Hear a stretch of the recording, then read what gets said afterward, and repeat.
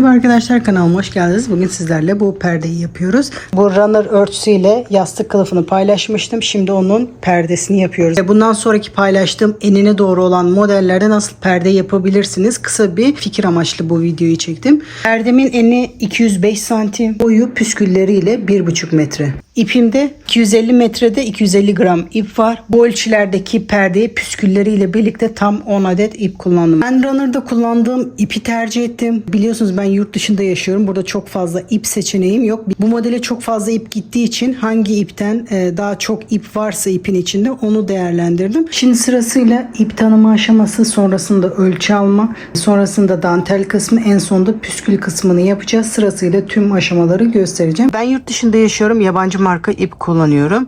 Aynı özelliklerde ipi bulabilmek için bu arkadaki metrajlarına ve özelliklerine bakmamız gerekiyor. İp alırken ipin kalınlığı 2 mm ama %46 koton, %40 polyester, %14 rayon. Bu yüzdelikler iplerde değişebilir. Önemli olan karışım olması. %100 koton olmaması gerekiyor bunu yaparken. Bu tarzda bir makrome ipi alırken %100 koton ya da %100 polyester ip almamaya dikkat ediyoruz. Çünkü bu yumuşaklıkta olması için bu karışımların olması gerekiyor. Bir de metrajlarına da bakarsanız aynı kalınlığı rahatlıkla bulabilirsiniz. 250 gramda 250 metre ip var. Tığ önerisi 2 ile 4 mm arasında. Ben elime 4 mm yatkın olduğu için 4 mm tığ kullanıyorum. İp alırken bu arkayı muhakkak okuyalım. Bu gramaj ve yüzdeliklere bakarsanız aynı özelliklerde ipi rahatlıkla bulabilirsiniz. Bazı modellerde bu şekilde karışım olan makrome, bazı modellerde de koton ip kullanıyorum. Bunda koton ip de kullanabilirsiniz. Ben koton deyince bunu makrome ipiyle karıştırılıyor arkadaşlar. Makrome ipi olan karışım olacak ama koton ip dediğim zaman normal %100 koton ip. Makrome ip değil, büklümlü bir ip bu. Bu ip de Türkiye'nin ipi. Bu da %100 koton ip. Bakın kalınlıkları benziyor. Benim kullandığım ip daha büklümlü. Bunun büklümleri yok. Böyle tel tel duruyor. Ama bu da aynı görevi görüyor. Bu ipi de kullanabilirsiniz. Türkiye'deki koton iple örmesi bir tık zor oluyor. Tel tel olduğu için tığ buna takılıyor. Ama yine de o görüntüyü veriyor. Onu da kullanabilirsiniz arkadaşlar. Bu iki ipin de markasını, linkini aşağıda açıklama kısmına ekleyeceğim. Oradan bakabilirsiniz. Ben Amerika'da hobi mağazasından alıyorum iplerimi.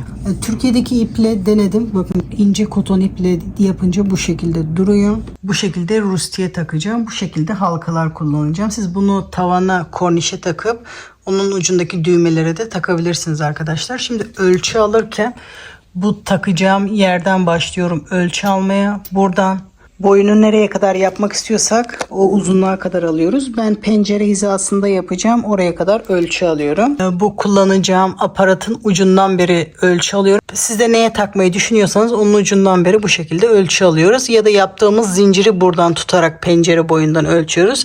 İkisi de olabilir. Bu şekilde mezurumu oraya sıkıştırdım. Pencere boyuna kadar ölçü alıyorum. Pencereden bir tık kısa olmasını istiyorum. Şuraya kadar 1,50. Püskülüyle bitmiş hali buraya kadar olacak arkadaşlar. Püskül boyunu da hesaplayarak bitmiş halini buraya kadar yapacağım. Şimdi enine doğru tutup göstermesi zor olduğu için şu anda mezurayı tutup gösteremiyorum. Ama şu şekilde taşırana kadar ölçü aldım. Yaklaşık şuraya kadar. Buraya kadar 2 metre 5 santim bitmiş hali o şekilde olacak. Siz de bunu nereye kadar taşırmak istiyorsanız oraya kadar ölçü alalım. Boy ölçüsünü aldık. Bitmiş halini oraya kadar yapacağız. Dantel boyunu hesaplamamız gerekiyor. Püskülümün boyu 10 santim. Bu boncuğun boyu da yaklaşık 1 santim.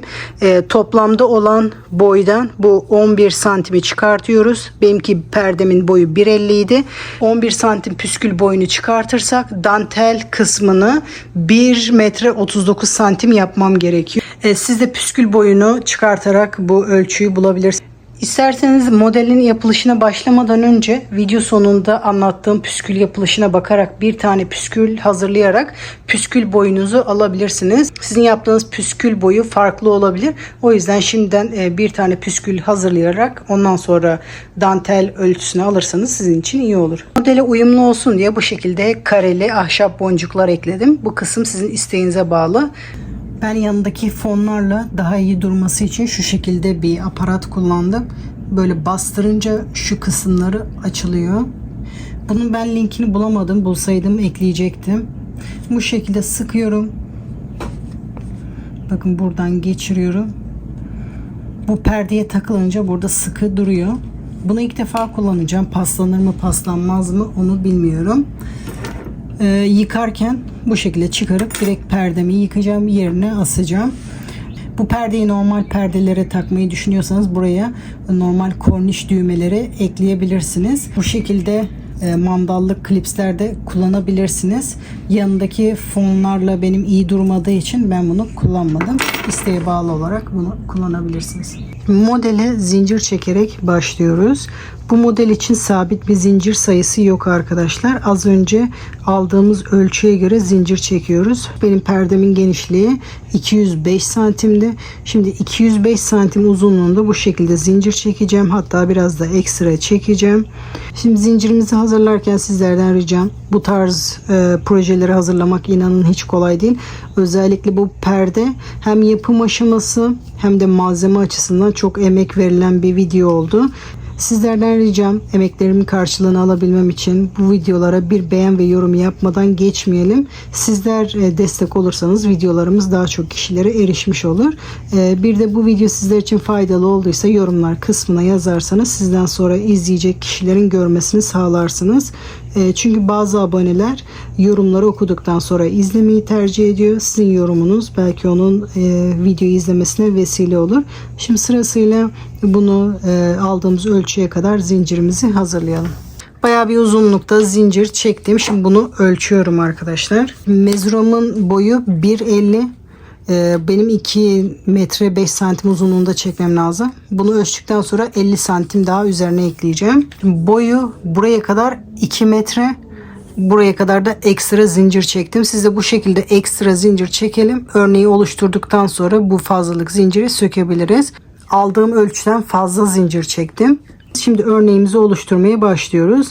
Başlangıç kısmında kenardaki trabzan içinde bu şekilde zincir bırakıyoruz. Toplamda 8 zincir bırakıp 9. zincirin üzerinde trabzan yapmaya başlıyoruz. Bu şekilde ilk trabzanımı yapıyorum. Şimdi sırasıyla farklı zincirler içerisinde toplamda 7 tane trabzan yapıyorum. 1, sıradaki zincirde 2, sıradaki zincirde 3, 4, 5, 6 ve 7. Bu şekilde ilk karenin trabzanlarını oluşturmuş oluyoruz. Şimdi aradaki boşluğu yapıyoruz. 2 zincir, aşağıdan da 2 zincir atlayıp 3. zincirde trabzan yapmaya başlıyoruz. Sırasıyla ve toplamda 7 tane trabzan yapıyorum. 3, 4, 5 ve 6 ve 7. Arada 2 zincir. Tekrar buradaki gibi 7 trabzan yapmaya başlıyorum. 2 zincir buradan yaptım. 2 zincir aşağıdan bırakıyorum. 3. zincirde trabzan yapmaya başlıyorum. Bu şekilde toplamda 7 trabzan yapıyorum. 3, 4, 5, 6 ve 7. Arada 2 zincir. Son bir kez daha göstermek istiyorum. Buradan da 2 zincir atlayarak 3. zincire trabzan yapmaya başlıyoruz. Bu şekilde toplamda 7 trabzan yapıyorum. 4, 5, 6 ve 7. Arada 2 zincir çekerek trabzan yapmaya devam ediyorum. Bu şekilde sıra sonuna kadar yapalım. Tam sıra sonuna gelmeden ölçeceğiz. Ondan sonra devam edeceğiz. Şimdi bu şekilde sıra sonuna kadar yapalım. Bu sırayı sıra sonuna doğru yaklaştım. Ölçüp bakıyorum nereye kadar örmem gerekiyor. Siz de bu şekilde ölçerek ondan sonra devam edebilirsiniz. Burası şu anda 2 metre. Benim yapmam gereken alanda 2 metre 5 santimdi. Bir sefer daha bu 7'li trabzanlardan yapıyorum. Ondan sonra kenar kısmına geçiyorum. Bakın fazla zincir çekmekte fayda var. 2 zincir, aşağıdan da 2 zincir bırakarak trabzan yapmaya başlıyorum. Son bir kez daha. 2, 3 4 5 6 ve 7. Sonuncuyu da burada yapıyorum. Siz de bu şekilde fazla zincir çekip fazlalığı sökebilirsiniz arkadaşlar. Şimdi sırasıyla bakın zincirimi bu aradan telini çıkarıyorum. Fazlalık zinciri söküyorum. Her zaman fazla zincir çekmekte fayda var arkadaşlar. Şimdi yeni sıraya başlıyorum. Şimdi yeni sıraya zincir çekerek başlıyoruz. Toplamda 17 zincir yaparak yeni sıraya dönüyorum. 2, 3, 4, 5, 6, 7, 8, 9, 10, 11, 12, 13, 14, 15, 16, 17. Diğer yöne doğru dönüyorum. Bu söktüğümüz ipi arkada saklayabilirsiniz. 17 zincir yaptıktan sonra şimdi yeni sıraya benim bu trabzanın tepesinden başlamam gerekiyor. İlk önce bu yaptığım 7 trabzanın sonuncu trabzanın tepesine batıyorum. İz sürümü yaparak zincirimi buraya sabitliyorum. Şimdi sırasıyla buraya kadar iz sürüme yapmam gerekiyor. Trabzan yapmayı oradan başlayacağım. Arada 2 zincir vardı. Tek tellerine batarak bu şekilde iz sürüme yapıyorum. Trabzan tepesine gelerek sonuncu iz sürümeyi yapıyorum. Şimdi tersine dönüyorum. Yukarı doğru giden trabzanları yapacağız. Sırasıyla burada 7 tane trabzan yaptık. Bu kısımda da 7 tane olması gerekiyor. Şimdi bu yaptığımız iz sürümü bizim ilk trabzanımız sayılacak. Bu 1. Bundan sonra 6 tane daha yapmam gerekiyor. Sırasıyla sıradaki zincire batarak ilk trabzanımı yapıyorum. Her zincir içerisine birer tane trabzan yaparak toplamda 7 trabzan yapıyoruz. Bu şekilde yapınca trabzanların yönleri hep aynı yönde oluyor. 4 5 6 ve 7. Bu ilk yaptığımızla birlikte toplamda 7 tane oldu. Şimdi sadece bu ilk dönüşte 17 zincir yapıyoruz. Toplamda 3 kenar için zincir çektiğimiz için 17 zincir yapıyoruz. Ama şimdi bundan sonraki karelerde sadece 2 kenar için zincir çekeceğiz. Toplamda 11 zincir yapıyoruz. 1, 2, 3, 4, 5, 6, 7, 8, 9, 10, 11. Diğer yöne dönüyorum. Yani trabzanların tersine doğru dönüyorum. Aynı burada yaptığımız işlemi yapıyorum. İlk sabitleme işini buradaki trabzanın tepesine yapıyorum. Ama trabzanlara başlayabilmem için bunun tepesine kadar iz sürme yapmam lazım. Sırasıyla zincirlerin içinde en sonuncusunda trabzanın tepesinde yaparak diğer yöne dönüyorum. Şimdi yukarı doğru olan trabzanları yapıyoruz. Sırasıyla zincirlerin üzerinde trabzan yapmaya başlıyorum. Bu benim ilk trabzanım. Bakın burada devamıymış gibi görünüyor burada. 1. Şimdi sırasıyla zincirlerin üzerinde trabzan yapmaya başlıyorum. 2 3 4 5 6 7.'yi de zincirin üzerine yapıyorum. Bundan sonraki kareleri aynı buradaki gibi yapıyoruz. Şimdi tekrar göstermek istiyorum. 11 zincir,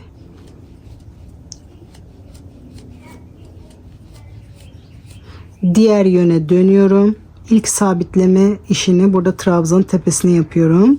Sırasıyla iz sürümü yaparak bu trabzanın tepesine doğru geliyorum. Sırasıyla zincirlerin üzerine, en son trabzanın tepesine iz sürümü yaparak diğer yöne dönüyorum.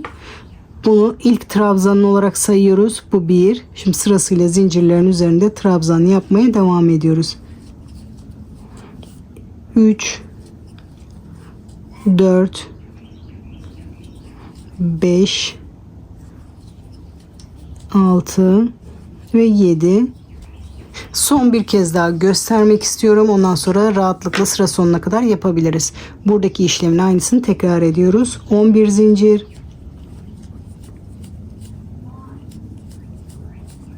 diğer yöne dönüyorum.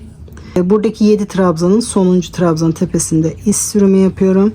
Şimdi bu trabzanın tepesine kadar iz sürümü yapıyoruz. Sırasıyla zincirlerin, en son bu trabzanın tepesinde Sonra diğer yöne dönüyoruz. Yukarı doğru giden trabzanları yapıyoruz. Bu ilk. Şimdi sırasıyla ikinciyi yapıyoruz. 2 3 4 5 6 ve 7. Sırasıyla diğer kareleri de buradaki gibi hazırlıyoruz. Hala aklımızda soru işareti varsa videoyu geri alarak şu kısımdan tekrar izleyebilirsiniz. Şimdi sırasıyla sıra sonuna kadar yapalım. Şimdi sıra sonuna kadar geldim. Burada da 11 zincir yapıyorum. Diğer yöne dönüyorum. Bu son trabzanın tepesine batarak iz sürümü yapıyorum. Şimdi buralarda arada 2 zincir, 3. trabzanın tepesine batıyorduk. Burada trabzan yerine zincir yaptık. Şimdi 3 tane zincir iz sürümü yaparak trabzan tepesine kadar gelmiş oluyoruz. 2 3. zincirde duruyoruz. Buraya kadar iz sürümü yapıyoruz. Burası bizim trabzanımız. Şimdi diğer yöne dönüyoruz. Aynı buralarda yaptığımız işlemi yapıyoruz. Bu benim ilk trabzanım. Sırasıyla zincirlerin üzerine trabzan yapmaya devam ediyoruz. Bu şekilde toplamda 7 olacak. 3 4 5 6 ve 7. 7.'yi de zincirin üzerine yapıyoruz. Bu sırayı bu şekilde bitirmiş oluyoruz. Şimdi burada da düz olarak devam edeceğiz. Aynı buradaki olan trabzanları buraya yapacağız. 5 zincir. En son yaptığımız trabzanı battığımız zincire batarak trabzanımı yapıyorum. Şimdi sırasıyla bu aradaki zincirlerin üzerine trabzan yapmaya devam ediyoruz. Arada 5 zincir var. Bu ilk yaptığımız 1. Arada 5 olacak. 7.'yi de buraya yapacağız. Toplamda 7 olacak. 2 3 4 5 6 7.'yi de burada trabzanın tepesine batarak trabzan yapıyoruz. Arada 2 zincir. İlk kareyi bu şekilde tamamlıyoruz. İlkini buradaki zincire arada 5 tane, 7.'yi de bu trabzanın tepesine yapıyoruz. Bütün karelerde aynı şekilde yapacağız. 2 zincir. Burada son trabzanı battığımız zincire batarak ilk trabzanımızı yapıyoruz. Arada 5 tane trabzan yapıyoruz. 1 2 3 4 ve 5. İlk yaptığımızda 6, 7.'yi de buraya yapıyoruz. Toplamda 7 oluyor. Son bir kez daha göstermek istiyorum. 2 zincir. Burada son trabzanı battığım zincire batarak ilk trabzanımı yapıyorum. Sırasıyla zincirlerin üzerine de birer tane trabzan. 3 4 5 6 7.'yi de bu trabzan tepesine batıyorum. 2 zincir çekerek yeni kareye başlıyorum. Bu sırayı da bu şekilde tamamlıyoruz. Karemiz oluşuyor. Bu düz sırayı yaparken bu kareyi de tamamlamış oluyoruz. Yeni sıranın da ilk sırası olmuş oluyor. Aynı buradaki gibi.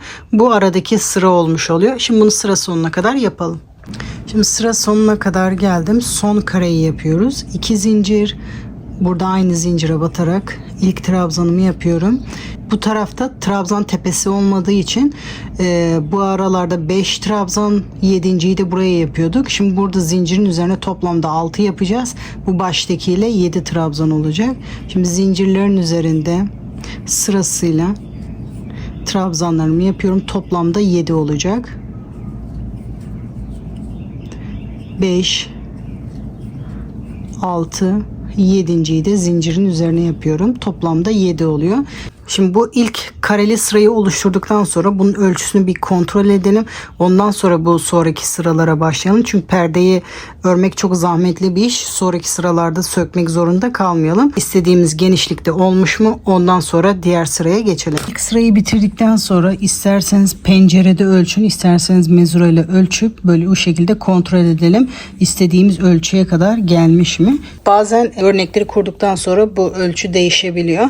Siz de bu şekilde ilk kareli sırada kontrol ederek, hatta diğer sırada da kontrol ederek ideal ölçüye gelmiş mi ona bakarsınız. Sonradan bütün perdeyi sökmek zorunda kalmayalım.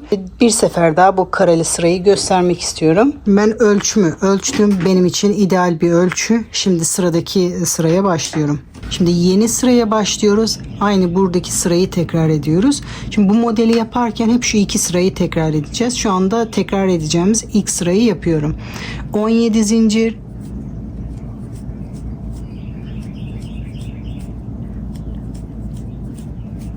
diğer yöne dönüyorum. Burada trabzan tepesine batıyorum. Bir iz sürümü yapıyorum. Bu trabzan tepesinden başlamam gerekiyor. Sırasıyla zincirlerin üzerinde iz sürme. Sonuncusunda trabzanın üzerine bir iz sürme yaparak diğer yöne dönüyorum. Şimdi normal bu trabzanları yaptığımız aynı yönde yapıyoruz. Diğer yöne dönerek trabzan yapmaya başlıyorum. Bu benim ilk trabzanım. Şimdi sırasıyla ilk zincire batarak ikinci trabzanımı yapıyorum. 3 sırasıyla toplamda 7 trabzan yapıyorum. İlk yaptığımda 3 4 5 6 ve 7. Şimdi ilk kareyi yaptıktan sonraki zincirleri de 11 tane yapıyoruz. 5 6 7 8 9 10 11. Sonra diğer yöne dönüyorum. Buradaki trabzanın tepesine batarak bir iz sürme. Şimdi sırasıyla bu trabzanın tepesine kadar iz sürme yapıyorum. Zincirlerin üzerinde. En son trabzanın tepesinde yapıyorum. Sonra diğer yöne dönüyorum. Sırasıyla zincirlerin üzerinde trabzan yapmaya başlıyorum. Toplamda 7 trabzan yapıyorum. İlk yaptığımla birlikte şu anda 3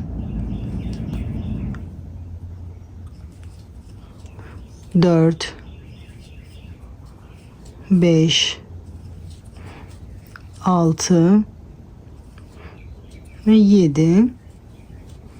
Şimdi aynı burada yaptığımız işlemin aynısını tekrar ediyoruz. 11 zincir,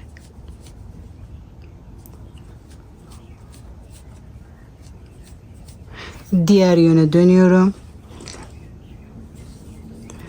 Trabzan tepesinde iz sürme yapmaya başlıyorum. Şimdi sırasıyla bu trabzan tepesine kadar iz sürme yapıyoruz. Bu trabzan tepesinde iz sürme yapıyorum. Sonra diğer yöne dönüyorum. Sırasıyla toplamda 7 tane trabzan yapıyorum. Bu ilk trabzanımız sayılıyor. Sıradaki zincirde trabzan yapmaya başlıyorum. 2 3 4 5 6 ve 7. Burada yaptığımız işlemin aynısını tekrar ederek sıra sonuna kadar yapalım. Şimdi burayı sıra sonuna kadar geldim. Kenarı bu şekilde yapıyoruz. 11 zincir. Burada trabzan tepesine batarak iz sürme yapıyoruz. Aynı burada yaptığımız işlemi yapıyoruz. Toplamda 3 zincirin üzerinde iz sürme yapıyorum. 3. zincirin üzerine de bir iz sürme yaparak diğer yöne dönüyorum. Şimdi sırasıyla 6 trabzan daha yapıyorum. İlk yaptığımla birlikte şu anda 3 4 5 6 ve 7. Şimdi düz olan sıraya başlıyoruz arkadaşlar. Burada yaptığımız işlemin aynısını burada yapıyoruz. 5 zincir. Bu son yaptığım trabzanı battığım zincire batarak ilk trabzanımı yapıyorum. Şimdi sırasıyla zincirlerin üzerinde trabzan yapmaya devam ediyorum. 2 3 4 5 ve 6. 7.'yi burada trabzanın tepesine yapıyorum ve 7. 2 zincir. Şimdi sıradaki kareye başlıyorum. Son trabzanı yaptığım zincire batarak ilk trabzanımı yapıyorum. Şimdi sırasıyla zincirlerin üzerinde trabzan yapmaya başlıyorum. Arada 5 zincir var. Arada 5 trabzan. İlk yaptığımızla 6. Sonuncuyu da trabzan tepesine yapacağız. 6. trabzanı buraya yapıyorum. 7.yi de burada trabzanın tepesine. Arada 2 zincir çekerek yeni kareye başlıyorum. Bunu sıra sonuna kadar bu şekilde tekrar edelim. Şimdi bu sırayı da sıra sonuna kadar geldim. 7.yi zincire yapıyorum. Şimdi bunu şu son 2 sırayı tekrar ederek bunu uzatmak istediğimiz uzunluğa kadar uzatıyoruz. Benim aldığım perde ölçüsü dantel kısmı 1.39'du. Bunu yaklaşık 1.35'lere gelince bırakacağım. Ütüleyip boy ölçüsü alacağız. O yüzden şu anda tam ölçü yapmadan bir tık küçük yaparak ütüleyelim. Ondan sonra ölçü alacağız. Şimdi bu 2 sırayı tekrar ederek bunu yapmak istediğimiz uzunluğa kadar yapalım. Sonra bu kenar kısmına geçelim. Dantel kısmını 1 metre 39 santim ölçü almıştım. Dantel ölçüsüne yakın bir ölçüde. Şu anda ütülenmemiş hali yaklaşık 1.35 civarında. Benim dantelin bitmiş hali 1.39, püskülle 1.5 olması gerekiyor. Şu anda ütülenmeden bu şekilde duruyor. Ben bunu tersten ütüleyip net ölçüyü alıyorum. Ondan sonra sıra eklemem gerekiyorsa ekleyeceğim. Gerekmiyorsa buradan dönüş yapacağım. Şimdi bunu tersten ütüleyelim. Boy ölçüsünü alalım arkadaşlar. Şimdi hazırladığım parçayı köşeyi dönmeden boyunu ölçüyorum. Emin olduktan sonra kenar kısmına geçiyorum. Şu anda ölçüm 1 metre 38 santim. Normalde aldığım ölçü 1.39'du. 1 santim eksik. O önemli değil. Bu bir tane kareyi yaparsam bu çok fazla uzun oluyor. Aldığımız ölçüye en yakın ölçüye kadar bu şekilde örüyoruz. Şimdi diğer kenara geçebiliriz. Şimdi boyunu emin olduktan sonra diğer kenara yapmaya başlıyoruz arkadaşlar. Bu benim için şu anda ideal bir ölçü. Siz de boyunu, sizin perdenin boyunu ayarladıktan sonra şimdi bu kenar kısmına başlayabiliriz arkadaşlar. Şimdi perdenin son sırasını bu normal sırada yaptığımız düz olan sırayı yapıyoruz. Son sırayı bu şekilde bitiriyoruz. Sonra diğer kenara dönüyoruz. Bu kenarı da aynı bu sırada yaptığımız işlemi yapıyoruz. Şimdi köşeyi dönerken 5 zincir, bu son trabzanı battığım zincire batarak ilk trabzanımı yapıyorum. Bu ara zincirlerde 5 tane trabzanımı yapıyorum. 2 3 4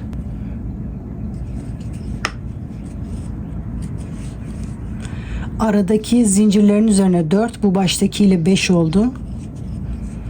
6. trabzanı da zincirin üzerine yaptık. Arada 5 trabzan, bununla birlikte 6. 7.yi bu trabzanın tepesine batıyorum. Bu kareyi bu şekilde tamamlıyoruz. 2 zincir. Burada trabzanı aynı battığım yere batarak ilk trabzanımı yapıyorum. Sırasıyla zincirlerin üzerinde de trabzan yapmaya devam ediyorum.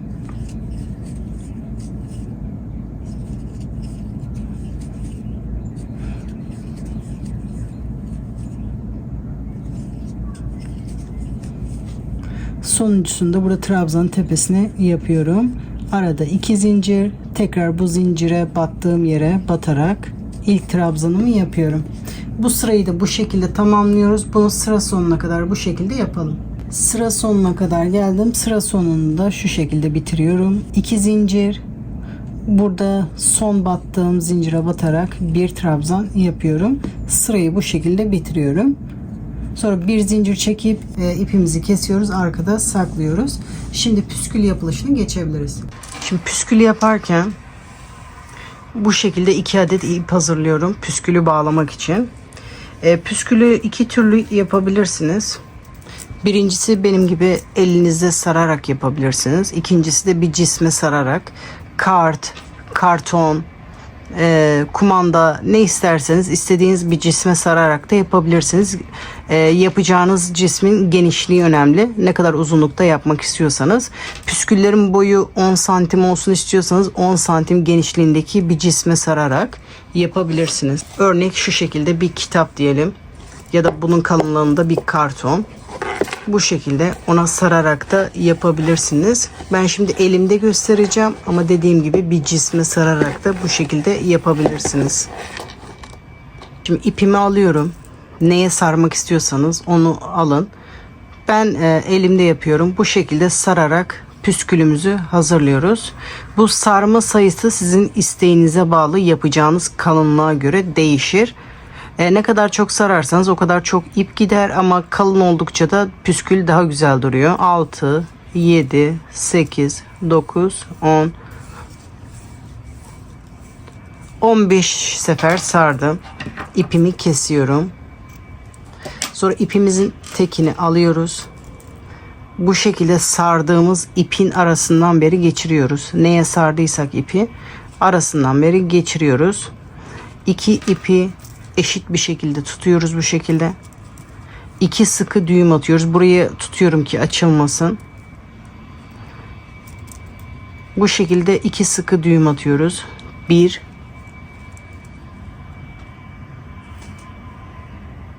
ve 2. Şimdi ilk iple işimiz bitti. Şimdi bağlama kısmına geçiyoruz. Diğer ipi alıyorum. İpin tek tarafını bu şekilde püskülün boyunda tutuyorum.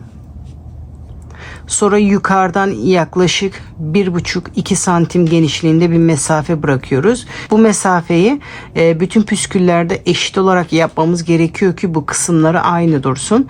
Yaklaşık 1,5-2 santim genişliğinde bir mesafe bırakıyorum. Bu ipimi de sıkıca burada tutuyorum.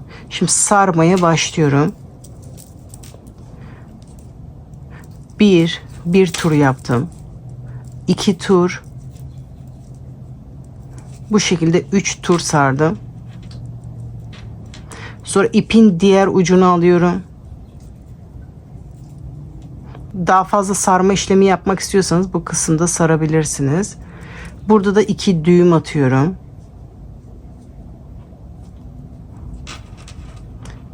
Burada düğüm atma tekniği farklı bir teknik var ama ben size pratik olanı göstermek istiyorum. Bu şekilde 2 sıkı düğüm atıyorum. Bunları böyle bırakırsanız bu ipin görüntüsü bu şekilde kötü durur. Bu iplerin daha düzgün durması için bu ipleri bu sardığımız ipin içine doğru çekeceğiz.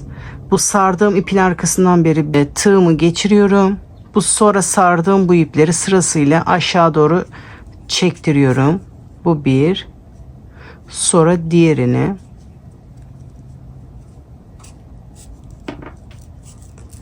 Sonra bu ipleri düğümü arkaya doğru getirmeye çalışıyorum.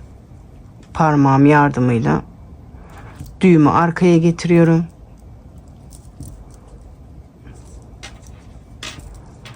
Bu şekilde bunu arka kısma getirirseniz bu şekilde duruyor. Sonra bu ucunu düzeltiyorum. Katlarını açıyorum.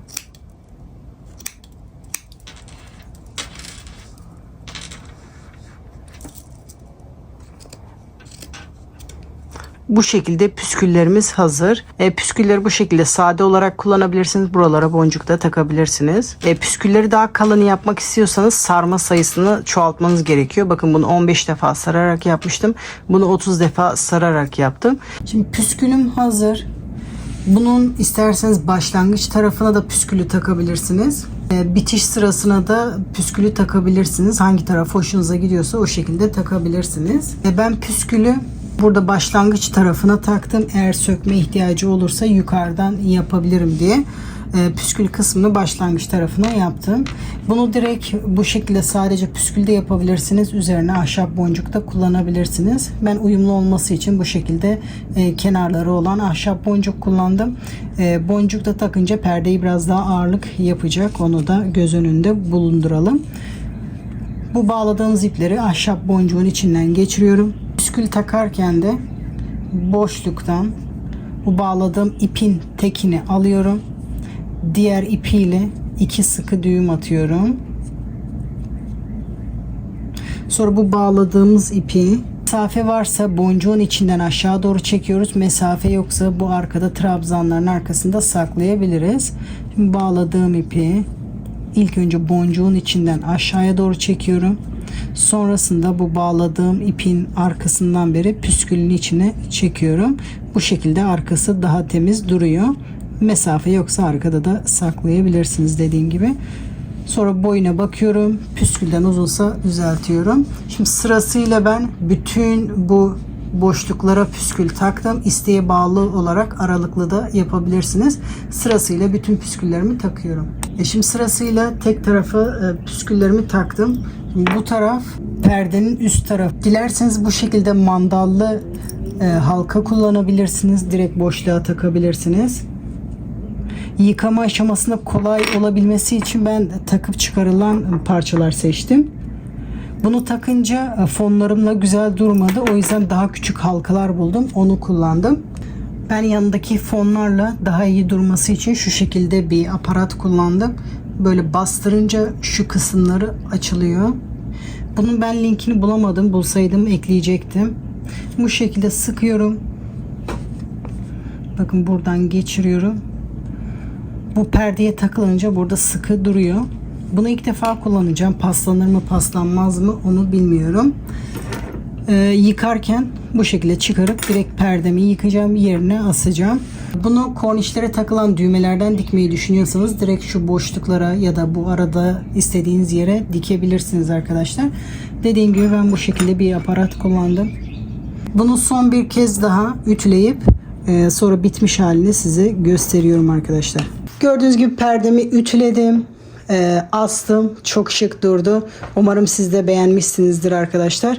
Bu video gerçekten çok zahmetli oldu. Bir beğen ve yorum yapmadan geçmeyelim. Umarım izlerken keyif alırsınız. Bundan sonraki perde yapmak isteyen kişilere fikir olur. Bundan sonraki paylaşacağım runner modellerini bu şekilde perdeye çevirebilirsiniz. Perdenin bitmiş hali bu şekilde arkadaşlar. Umarım izlerken keyif almışsınızdır. Yapacak arkadaşlara kolay gelsin diyorum. Sıradaki videolarda görüşmek üzere.